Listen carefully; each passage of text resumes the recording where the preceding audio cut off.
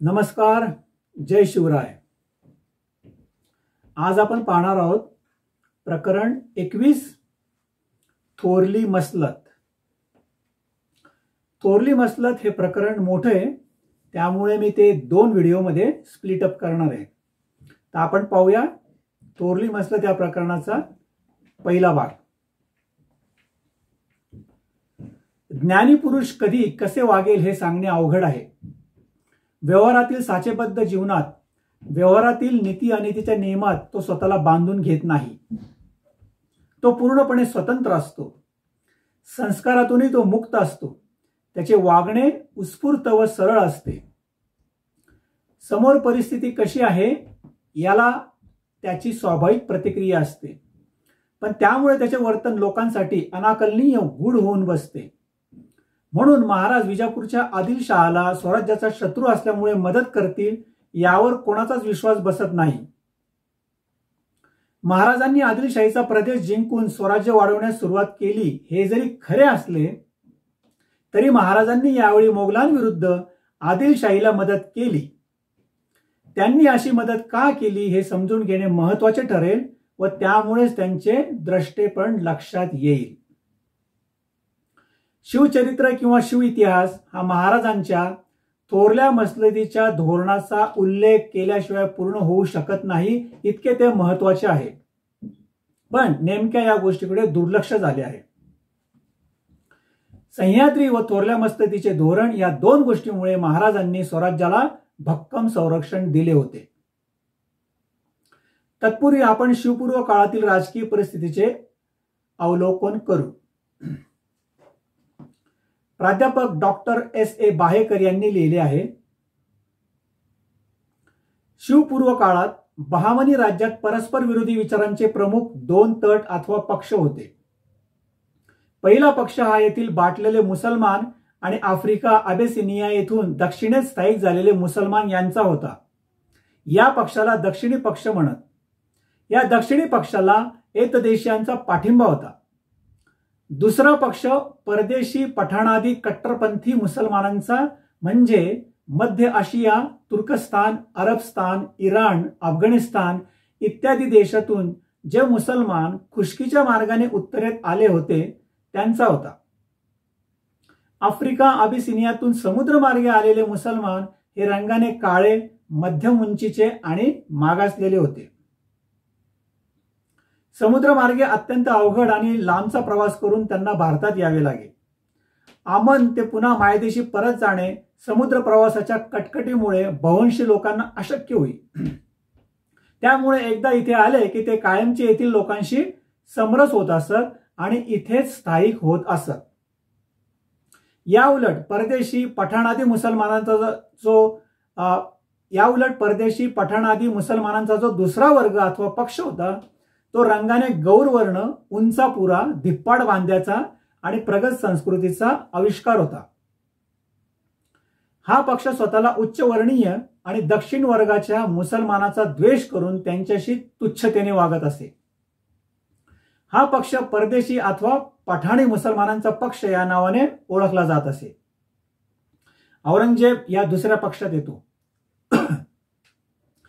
या 2 वर्गात विलक्षण तेढ उत्पन्न होऊन यातूनच अनेक वेळा त्यांच्यात भयानक संघर्ष उद्भवत आणि कत्तली उडत।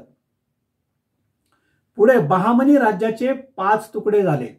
या 5 शायातील आपसी संघर्ष, शिया सुन्नी आणि दखनी परदेशी संघर्ष हा महाराष्ट्रातील इस्लामी राजवटीचा स्थायी भाव होता। जिजाऊच्या कालखंडात शिवपूर्व काळात या सर्व शायातील सुमारे 72 सुलतानांनी सतत 3.5 शतके संपूर्ण दक्षिण भारत आपल्या अत्याचारांनी भरडून टाकला होता।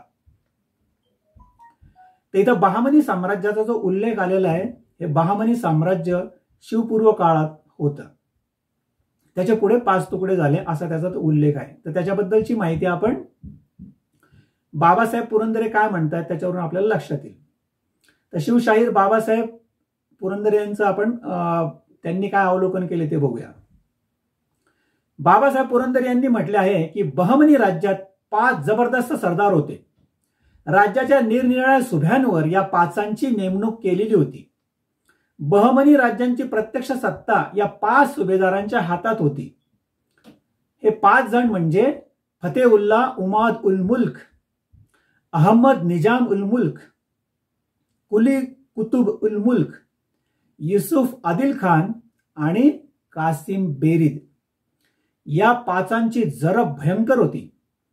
यांच्या डोक्यात स्वतः सुलतान बनण्याची महत्वाकांक्षा पालवली. यातील युसुफ आदिल खान हा तुर्कस्तानातून आलेला होता, कासिम बेरीद हा जॉर्जियातून आलेला होता आणि कुली कुतुब हा इराणातून आलेला होता. म्हणजे हे तिघे सुलतान परदेशी होते. पण एकूण 5 जण आहेत. दुसऱ्या दोघांचा उल्लेख पुढे येईलच. या 5 जणांनी हळूहळू बहमनी सुलतानाला गुंडाळून ठेवले आणि 5 प्रदेशांवर ते स्वतःच सुलतान बनले, म्हणजे शाह बनले. म्हणजे एकाऐवजी 5 सुलतान निर्माण झाले. एलिचपुरास फतेउल्ला इमाद शहाने, नगरला निजाम शहाने, बिदरला कासिम बेरीद शहाने, विजापूरला युसुफ आदिल शहाने आणि गोवळकोंड्याला कुतुब शहाने आपली सुलतानशाही थाटली. या 5 इमाद शाह व निजाम शाह हे दोघे जण येथीलच बाटलेले मुसलमान होते. म्हणजे आपण बघितलं की 3 हे परदेशी होते, बाहेरच्या देशातून आलेले, पण 2 जण म्हणजे इमाद शाह आणि निजाम शाह हे दोघे जण येथीलच बाटलेले मुसलमान होते. मग हे दोघे पूर्वी कोण होते? हे दोघे जण पूर्वीचे हिंदू ब्राह्मण होते, म्हणजे दखनी. म्हणून हे दक्षिणी पक्षात येतात. म्हणजे आपण 2 पक्ष पाहिले, एक पठाणादी आणि दुसरे बाटलेले मुसलमान काळ्या रंगाचे. त्यातल्या पहिल्यावर हे जे दखनी आहेत त्याच्यामधले हे 5 सुलतान आपण पाहिले. आणि पहिल्या पठाणी वर्गामध्ये औरंगजेब येतो.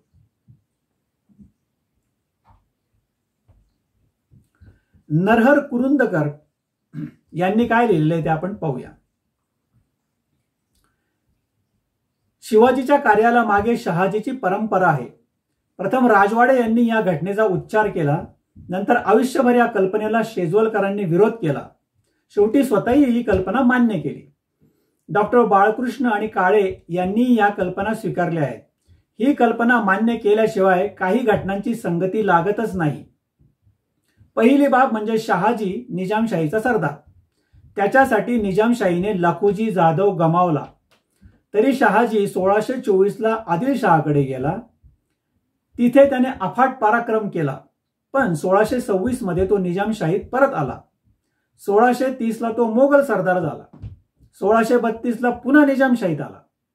सर्व उलाढालीत आपली पुणे जहागीर त्याने सांभाळली, फौजाही सांभाळला. निष्ठा निजामशाही आदिलशाही मोगल यांच्याशी नव्हे, ती फक्त शहाजीशी. दक्षिणेतील सर्व हिंदू मुसलमानांचे हितसंबंध सारखे असून निजामशाही आदिलशाही कुतुबशाही आणि सर्व सरदार यांनी परस्पर सहकार्याने मोगलांशी लढावे, त्यांना दक्षिणेत येऊ देऊ नये या धोरणाचा आरंभ करता शहाजी. पुढे खवास खान, मुरार जगदेव, अक्कण्णा, मादण्णा यांनी हे धोरण स्वीकारले. शिवाजीने वेळोवेळी या धोरणाचा स्वीकार व उच्चार केला. संभाजी तर स्वतःला कुतुबशाही आदिलशाहीचा पालकच समजे. हा पॅराग्राफ खूप महत्वाचा आहे. नरेंद्र कुरुंदकर यांनी सांगितलेला. त्यातलं एक महत्वाचं वाक्य मी पुन्हा एकदा वाचतो, ते नीट ऐका. दक्षिणेतील सर्व हिंदू मुसलमानांचे हितसंबंध सारखे असून निजामशाही आदिलशाही कुतुबशाही आणि इतर सर्व सरदार यांनी परस्पर सहकार्याने मोगलांशी लढावे, त्यांना दक्षिणेत येऊ देऊ नये या धोरणाचा आरंभ करता शहाजी. हे वाक्य यात महत्वाचं आहे आणि थोरल्या मसलतीचा संदर्भ या वाक्यातून आपल्याला घ्यायचा आहे. आणि पुरंदरच्या तहाशी या थोरल्या मसलतीचा नेमका संबंध कसा येतो हे आपण इथं जाणून घेणार आहोत. स्वराज्य संकल्पक शहाजी राजे म्हणजे परतंत्रातील स्वतंत्र राजा. स्वराज्य संकल्पक शहाजी राजे व स्वराज्य संस्थापक शिवाजी राजे यांचे जीवन विरोधाभासाने म्हणजे पॅराडॉक्स व गुंतागुंतीच्या रणनीतीने भरले आहे. त्यामुळेच या 2 महापुरुषांनी प्रतिकूल परिस्थितीत संघर्ष करून एक अलौकिक इतिहास घडवला. शहाजीराजे तसे केवळ एक सरदार. त्यांनी मोगलशाही, निजामशाही आणि आदिलशाही सर्व ठिकाणी नोकरी केली. सर्वच ठिकाणी त्यांनी अनुभव घेतला, पण स्वतंत्राची तहान लागलेल्या शहाजीराजांचे मन कुठेच लागत नव्हते. सुलतानांचा जुलमी व अत्याचारी कारभार त्यांना अस्वस्थ करत होता. आपले सासरे लखुजीराव जाधव यांच्या हत्याकांडामुळे त्यांनी तर सुलतानांविरुद्ध बंड पुकारले. सभोवती 5-6 अत्यंत प्रबळ शत्रू असताना एका सरदाराने असे बंड पुकारण्यासाठी असामान्य धाडस हवे. दुर्दैवाने त्यांचे हे बंड यशस्वी झाले नाही. त्यांचे बंड चिरडले गेले, पण उमेद नाही. मोगलशाही, निजामशाही, आदिलशाही आणि कुतुबशाही यांचा सत्ता संघर्ष सुरू होता. महाराष्ट्रामध्ये सर्वात ताकदवान होते मोगल. अर्थात त्यांची सत्तेसाठी असलेली भूकही जबर होती. शिवाजी महाराजांचे आजोबा मालोजी राजे यांच्या कारकिर्दीतही मोगलांची सत्तेसाठी दख्खनवर आक्रमणे चालू होती. मोगलांना दख्खनमधील इतर सर्व पातशाह्या बुडवून आपले साम्राज्य स्थापन करायचे होते. त्यामुळे सुरुवात त्यांनी नगरच्या निजामशाहीपासून केली होती. मोगल बादशाह शाहजहान याने निजामशाही बुडवण्याचा चंग बांधला होता. त्यांनी राजधानी दौलताबाद जिंकली, पण निजामशाहीकडून लढणाऱ्या शहाजी राजांनी आदिलशाहीची मदत घेऊन निजामशाही पुन्हा उभी केली. ते स्वतः निजामशाहीचे वजीर बनले. निजामशाहीची सर्व सत्ता त्यांच्या हाती आली.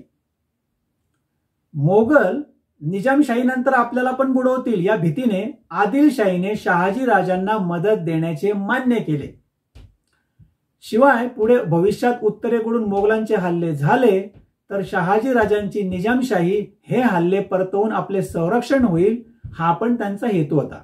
कोणाचा? आदिलशाहीचा. म्हणजे बफर स्टेट म्हणून. म्हणजे आपल्या लक्षात आलंच असेल की मोगलांनी निजामशाहीवर आक्रमण केलं आणि शहाजी राजांनी निजामशाही आपल्या ताब्यात घेतली वजीर या नात्याने. आणि या निजामशाहीला म्हणजे शहाजी राजांच्या निजामशाहीला आदिलशाहीने मदत केली. म्हणजे निजामशाही आणि आदिलशाही हे दोघं एकत्र येऊन आता मोगलांना प्रतिकार करत आहेत. ओके. शहाजी राजांची निजामशाही व आदिलशाही एकत्र आले आणि ते मोगलांना भारी पडू लागले. शहाजी राजांनी निजामशाहीचा गेलेला खूप प्रदेश परत मिळवला. मोगलांचा पराभव होऊ लागला. त्यांचे बरेच आर्थिक नुकसानही झाले. तेव्हा स्वतः शाहजहान दौलताबाद इथे आला. तो त्यावेळेस दिल्लीचा बादशाह कोण होता? शाहजहान, म्हणजे औरंगजेबाचा बाप. तो शाहजहान दौलताबाद येथे आला. त्याने अतिशय धूर्त डाव टाकला. त्याने विजापूरच्या आदिलशाहीला आमिष दाखवले की तुम्ही आमच्या बरोबर येऊन मदत कराल तर शहाजीची निजामशाही तुम्हाला निम्मी देऊ. झाले. आदिलशाही मोगलांना जाऊन मिळाली. आता आदिलशाही व मोगलशाही एकत्र आले. म्हणजे आदिलशाही आणि दिल्लीचा शाहजहान म्हणजे मोगलशाही एकत्र आले आणि शहाजीराजे एकटे पडले. आता आदिलशाही व मोगलशाही एकत्र आले, शहाजीराजे एकटे पडले. शहाजीराजांनी निजामशाही टिकवण्याची खूप धडपड केली, पण 2 शाही फौजेपुढे त्यांचे बळ अपुरे पडले. अखेर निजामशाही म्हणजेच शहाजीराजांची मराठेशाही बुडाली. दुर्दैव. स्वराज्य स्थापना करण्याचे त्यांचे 2 प्रयत्न फसले, पण अनुभव वाया गेला नाही. यात मी 2 प्रयत्न स्वराज्य स्थापना करण्याचे यासाठी म्हणतोय की हा एक प्रयत्न आणि त्याच्या मागेही त्यांनी आणखी एक प्रयत्न केला होता पुण्याची जहागिरी स्वतंत्र करून त्यांनी. तो पण डाव त्यावेळेस चिरडला गेला होता. ते आपण मागच्या प्रकरणात पाहिलेलं आहे. म्हणजे त्या पुणे जहागिरीला आगी लावल्या होत्या आदिलशहाने. तर स्वराज्य स्थापना करण्याचे त्यांचे 2 प्रयत्न फसले, पण अनुभव वाया गेला नाही. एका सरदाराची मानसिकता जाऊन स्वतंत्र राजाची मानसिकता तयार झाली. त्यांनी 3-3.5 वर्षे एका स्वतंत्र राज्याचा कारभार केला होता. प्रबळ मोगल सत्तेशी त्यांनी झुंज दिली होती. आपल्याकडून काय चुका झाल्या त्यातून त्यांनी योग्य तो बोध घेतला. जर आदिलशाहीने त्यांना साथ दिली असती तर प्रबळ मोगलांना ते भारी ठरले असते. यातूनच शहाजी राजांनी थोरल्या मसलतीचे धोरण आखले. परत वाचतो. आदिलशाहीने जर शहाजी राजांना मदत केली असती तर तर प्रबळ मोगलांना ते भारी ठरले असते. यातूनच शहाजी राजांनी थोरल्या मस्ततीचे धोरण आखले. कसले धोरण? हे धोरण म्हणजे मोगलांनी दख्खनमध्ये आक्रमण केल्यास येथील आदिलशाही, कुतुबशाही व सर्व सरदार यांनी आपापसातील वाद मिटवून प्रथम मोगलांचा बंदोबस्त करावा, म्हणजे त्यांना दक्षिणेत येऊ देऊ नये. म्हणून नरहर कुरुंदकर म्हणतात, दक्षिणेतील सर्व हिंदू मुसलमानांचे हितसंबंध सारखे असून निजामशाही, आदिलशाही, कुतुबशाही आणि सर्व सरदार यांनी परस्पर सहकार्याने मोगलांशी लढावे, त्यांना दक्षिणेत येऊ देऊ नये, या धोरणाचा आरंभ करता शहाजी. शिवाजी महाराजांनी आपल्या पित्याचा वारसा पुढे चालू ठेवला, तो म्हणजे दक्षिणीयांची एकजूट आघाडी उभी करण्याचा. दक्षिणीयांची पातशाही दक्षिणीयांच्या हाती राहे, यासाठी त्यांनी पुढे थोरली मसलत मांडली होती. हे अत्यंत महत्वाचं आहे. परत एकदा ऐका आणि समजून घ्या. शिवाजी महाराजांनी आपल्या पित्याचा वारसा पुढे चालू ठेवला, तो म्हणजे दक्षिणीयांची एकजूट आघाडी उभी करण्याचा. दक्षिणीयांची पातशाही दक्षिणीयांच्या हाती राहे, यासाठी त्यांनी पुढे थोरली मसलत मांडली होती. दक्षिणेकडचा सर्व प्रदेश आणि सत्ता दक्षिणेतल्याच लोकांकडे राहील. मराठ्यांच्या किंवा दखनी त्या पक्षामध्ये, एकाच पक्षामध्ये, याची त्यांनी धोरण आखलं त्यासाठी. आणि कुठल्याही परिस्थितीत मोगलांना इथला महाराष्ट्रातला आणि दक्षिणेतला प्रदेश त्यांच्या ताब्यात जाता कामा नये, अशा पद्धतीचं धोरण त्यांनी आखलं. आता आपण पुढे जाऊया. महाराज पुरंदरच्या तहाने मोगलांचे सरदार बनले. हे संदर्भ झाल्यानंतर आपण पुरंदरच्या लढाईविषयीचं विश्लेषण करतोय. म्हणजे तर महाराज पुरंदरच्या तहाने मोगलांचे सरदार बनले, पण त्यांनी मदत केली मोगलांच्या शत्रूला, म्हणजे आदिलशाहीला. महाराजांच्या या धोरणावर अर्थातच शहाजीराजांच्या राजकारणाचा प्रभाव प्रकर्षाने दिसून येतो. इतका की शहाजीराजे हे त्यांचे केवळ पिता नसून गुरु पण होते, हे स्पष्टपणे अधोरेखित होते. याचा संदर्भ म्हणजे या पितापुत्रांबद्दल किंवा गुरु शिष्यांबद्दल दोन खानांनी केलेल्या तक्रारी. प्रकरण 18 मध्ये आपण पाहिले की विजापूर जवळ मोगलांचा पराभव होऊ लागला. हत्तीवरून तिरंदाजी हे ते प्रकरण आहे, पहा, आठवतं ना तुम्हाला? तर प्रकरण 18 मध्ये आपण पाहिले की विजापूर जवळ मोगलांचा पराभव होऊ लागला. त्यावेळी दिलेर खानाने शिवाजी भोसला आदिलशाहीला फितूर झाला आहे, अशी तक्रार मिर्झा राजांकडे केली होती. बरोबर ना? नेमकी अशाच प्रकारची तक्रार पूर्वी अफजल खानाने शहाजी राजांबद्दल आदिलशाह बादशहाकडे केली होती. उत्तर हिंदुस्थानात जसे मोगल प्रबळ होते, तसे दक्षिण भारतात आदिलशाही प्रबळ बनली होती. आदिलशहाने शहाजी राजांना कर्नाटकात नोकरीसाठी पाठवले होते. शहाजी राजांची कर्नाटकातील मोहीम सुरू झाली. कर्नाटकातील पेनुकोंडा, बसवापट्टण, होसपेट, बेदनूर, श्रीरंगपट्टण, कावेरीपट्टण वगैरे राज्यांच्या विरुद्ध ही मोहीम होती. पण शहाजी राजांनी मात्र ही राज्ये साफ बुडवण्याचे धोरण ठेवले नाही. शक्यतोवर ती टिकवण्याकडेच त्यांचा कल होता. ही हिंदू राज्य होती म्हणून. स्वतः शहाजीराजे आदिलशाहीचे नौकर झाले असले तरी ते अगदी स्वतंत्र राजासारखे कारभार पाहत. बंगळूर हे शहर त्यांनी राजधानी बनवले होते. अफजल खानाने शहाजी राजांची चाल ओळखून आदिलशाह बादशहाकडे तक्रारीचे पत्र पाठविले. ते थोडक्यात असे, या अफजल खानाने त्यावेळेस शहाजीराजांबद्दल तक्रार करताना त्या पत्रात असं लिहिलं, शहाजीराजे भोसले हे बादशहांशी बेईमानी करीत आहेत. येथील रांचेवार मराठ्यांशी त्यांची रिश्तेदारी आहे. हजरत बादशहांच्या दुश्मनांना शहाजीराजे आतून मदत करीत असतात, ही दगाबाजी आहे. अशा पद्धतीची तक्रार अफजल खानाने शिवाजी महाराजांचे पिता शहाजीराजांविरुद्ध केली होती. अशाच प्रकारची बेईमानी आणि दगाबाजी महाराज आता मोगलांशी करत होते. दिलेर खान आणि अफजल खान या दोघांनी केलेल्या तक्रारीत यामुळे कमालीचे साम्य आढळते. महाराज पडद्याआडून नेमके काय राजकारण करत आहेत याचा अंदाज येतो.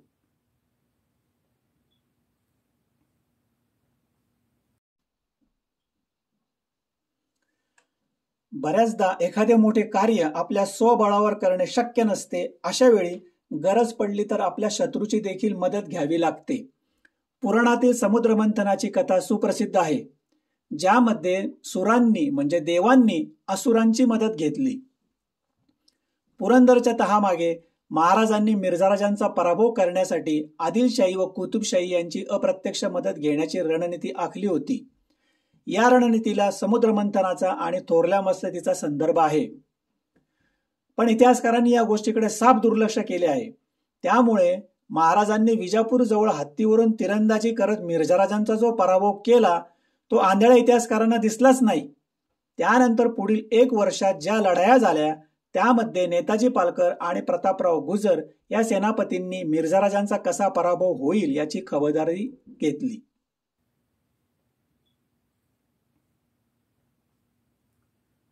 शिवकाळात जसे मोगल प्रबळ होते व त्यांच्या विरुद्ध इतर राज्यांनी एकजूट करावी, त्याच पद्धतीने पेशवाईच्या काळात इंग्रज प्रबळ होते व त्यांच्याशी एकत्रित मुकाबला करण्यासाठी नाना फडणवीसांनी ब्रिटिश विरोधी राज्यसंघ स्थापन केला होता.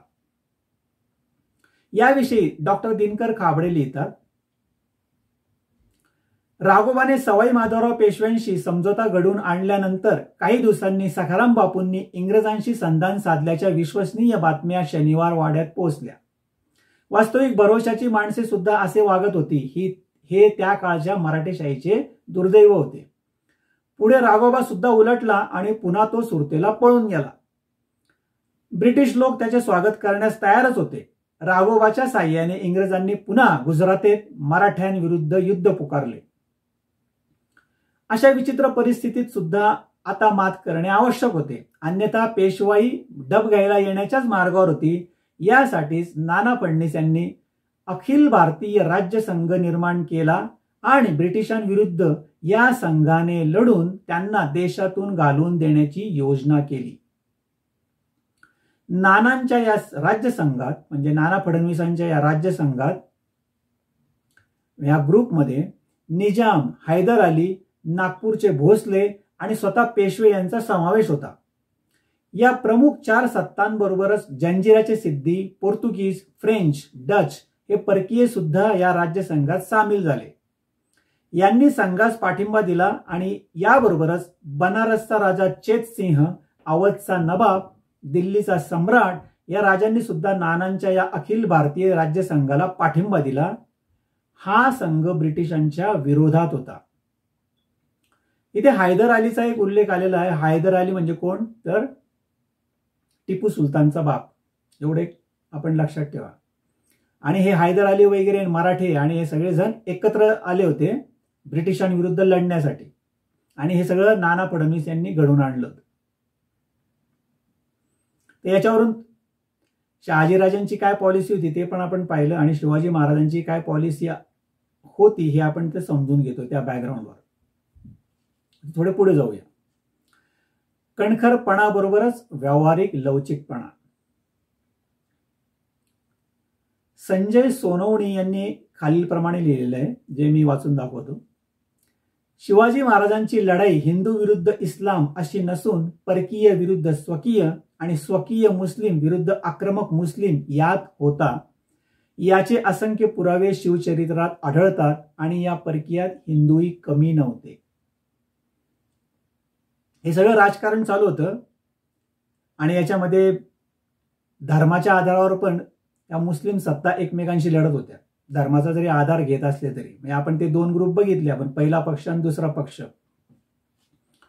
आणि त्याच्यात म्हणून त्यांनी असं लिहिले आणि या दोघांच्या बाजूने हिंदू लोकही लढत होते. म्हणजे आता तो आपणच बघितलं की औरंगजेबाच्या बाजूने राजपूत मिर्झाराजे जयसिंह लढत आहेत. हा एक विचित्रच प्रकार येते. स्वराज्याभोवती 5 प्रबळ शत्रू होते. कुठले? उत्तरेकडची मोगलशाही, दक्षिणेकडील आदिलशाही, जंजिराचा सिद्धी, गोव्याचे पोर्तुगीज आणि गोवळकोंड्याची कुतुबशाही. हे 5 प्रबळ शत्रू. शिवाय टोपीकर इंग्रज पण होते. पण त्यावेळेस इंग्रजांची ताकद त्यावेळेस ह्या 5 प्रबळ शत्रूंपेक्षा थोडी कमी होती. म्हणजे आपण 1600च्या शतकातली गोष्ट करतोय. महाराजांनी स्वराज्य विस्तारासाठी सुरुवात आदिलशाहीचे किल्ले व मुलूक घेऊन केली होती. त्यांना आदिलशाही संपवायची होती, पण हे जरी खरे असले तरी ते आपल्या शत्रूंशी नेहमीच शत्रुत्वाने वागत नसत. त्यांच्यामध्ये कणखरपणासोबतच व्यावहारिक लवचिकपणा देखील होता. स्वराज्याच्या फायद्यासाठी ते प्रसंगी शत्रूला पण जवळ करीत. उदाहरणार्थ, जंजिराच्या सिद्धीचा काटा काढण्यासाठी त्यांनी इंग्रजांना जवळ केलेले होते. आदिलशहाने शहाजीराजांना कैद केले तेव्हा त्यांनी मोगलांकडे नोकरी पत्करली होती व त्यांच्या ताकदीचा उपयोग करून आदिलशाहीवर दबाव आणला होता. एकाच वेळी हिटलरप्रमाणे सर्वच शत्रूंशी आघाडी उघडण्याचे त्यांनी नेहमी टाळले होते. दोन शत्रूंशी युद्ध सुरू झाल्यास प्रबळ शत्रूशी ते तह करून त्यांची आघाडी बंद पाडीत असत. हे तह करताना स्वराज्यातील किल्ले व मुलूक सोडून देण्याची त्यांची तयारी असे. त्यामुळे अनावश्यक युद्ध टाळून युद्धातील प्राणनाश, वित्तनाश व वेळेचा अपव्यय ते टाळत असत. याच धोरणाचा उपयोग करून त्यांनी गोळकोंड्याचा कुतुबशाह, जो स्वराज्याचा मवाळ शत्रू होता, त्याला आपला मित्र बनवून टाकले. शिव इतिहासामध्ये कुतुबशाही व महाराजांचा कधीच संघर्ष झाला नाही. याचे कारण हेच आहे. महाराजांनी आपल्या मुत्सद्दी धोरणाने, दराऱ्याने कुतुबशाहीला आपल्या नियंत्रणाखाली आणले. कुतुबशाहीला वार्षिक 1,00,000 खंडणी व दरबारात मराठा वकील ठेवण्यास त्यांनी भाग पाडले. कुतुबशाही व आदिलशाही यांच्यात विकल्प असल्यास ते कुतुबशाहीची बाजू घेत. यासाठी त्यांनी आदिलशाहीतील मराठे सरदार फोडून कुतुबशाहीत आणण्याचे प्रयत्न केले होते. हे राजकारण तुम्ही नीट समजून घेतलं पाहिजे की शिवाजी महाराज दोन शत्रूंच्या बाबतीत काय करतायत. एका मवाळ शत्रूला त्यांनी मित्र बनवून घेतलं आणि जहाल शत्रूचे सरदार फोडून मवाळ शत्रूमध्ये ते ट्रान्सफर करतायत. अशा पद्धतीची पॉलिसी त्यांनी आखलेली होती. पण हे झालं कुतुबशाही आदिलशाही बद्दल. पण स्वराज्याचा एक नंबरचा ताकदवान शत्रू होता दिल्लीचा मोगल बादशाह म्हणजे औरंगजेब. तो स्वराज्य सगट इतर सर्व बादशाह बुडवण्याची शिकस्त करीत होता. शाहिस्तेखानाच्या प्रचंड मोहिमेपासून दख्खन जिंकण्याची महत्वाकांक्षा त्याने धरली होती. मोगलांचे भय फार मोठे होते. त्यामुळे शहाजीराजांची निजामशाही बुडाली होती. म्हणून महाराजांनी ठरवले होते की एक वेळ इतर शत्रूला मदत करावी लागली तरी चालेल, पण कोणत्याही परिस्थितीत मोगलांचा विजय होता कामा नये. मोगलांचे हे आक्रमण यशस्वीरित्या परतून लावण्यासाठी त्यांनी थोरली मसलत मांडली होती. आता आपल्या लक्षात आलं असेल की थोरली मसलत म्हणजे नेमकं काय. राज्याभिषेकानंतर दक्षिण दिग्विजयासाठी ते गोवळकोंड्याला गेले व त्यांनी कुतुबशहाशी करार केला होता तो याचसाठी. दक्षिण दिग्विजय हे त्यानंतरच झालेले 1677 साली, पण त्याचा संदर्भ इथे लागतोय. कुतुबशाही दरबारात मादण्णा व अक्कण्णा यांचे वर्चस्व होते. ते महाराजांचा स्वराज्याचा आदर करीत. महाराजांचे वकील निराजीरावजी तेथे वकील म्हणून होते. या कराराप्रमाणे मोगलांचे आक्रमण झाल्यास ते एकत्रितपणे परतवून लावणे हा उद्देश होता. ही घटना जरी पुरंदरच्या तहानंतरची म्हणजे 1677 मधील असली तरी महाराजांच्या मनात काय चालले होते हे कळण्यास पुरेशी आहे. महाराजांनी स्वतः त्यात पुढाकार घेतला होता. याचप्रमाणे महाराजांना विजापूरच्या आदिलशाहीला पण या एकजुटीत सामील करून घ्यायचे होते. म्हणजे पहिल्यांदा जी एकजूट केली त्यासाठी ते कोणाला भेटले? गोवळकोंड्याच्या कुतुबशहाला. म्हणजे शिवशाही आणि कुतुबशाही एकत्र आले, पण त्याच्यामध्ये आदिलशाहीला पण त्यांना सामावून घ्यायचं होतं पुढे. याचप्रमाणे महाराजांना विजापूरच्या आदिलशाहीला पण एकजुटीत सामील करून घ्यायचे होते. त्यामुळे स्वराज्याला संरक्षण मिळणार होते. कारण मोगल जेव्हा आक्रमण करत तेव्हा ते प्रथम स्वराज्यावर आक्रमण करत असत. कारण मोगलांच्या दृष्टीने स्वराज्य हे काफरांचे राज्य होते. शिवाय उत्तरेकडून येताना प्रथम स्वराज्य लागत असे.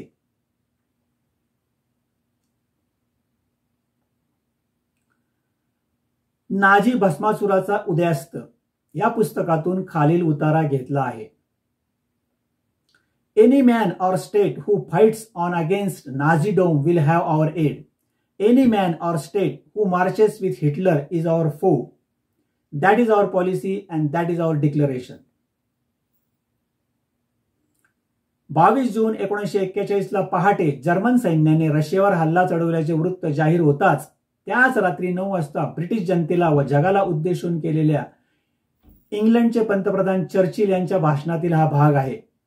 चर्चिल यांनी या निसंदिग्धपणे आंतरराष्ट्रीय राजकारणाचे महत्वाचे सूत्र यात सांगितले आहे. काय म्हटलं चर्चिल यांनी? जी कोणी व्यक्ती व राष्ट्र नाझी राजवटीच्या विरुद्ध लढू लागेल त्याला आम्ही मदत करू. जी कोणी व्यक्ती व राष्ट्र हिटलरच्या गळ्यात गळा घालील ते आमचे शत्रू समजले जातील. हे आमचे धोरण आहे आणि हीच आमची घोषणा आहे.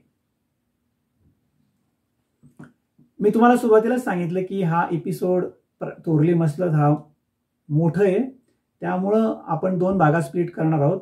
तर इथेच मी थांबतो आणि या व्हिडिओच्या दुसऱ्या पार्टमध्ये याच प्रकरणाचे आपण पुढे कंटिन्यू करू. ओके, तोपर्यंत नमस्कार, जय शिवराय.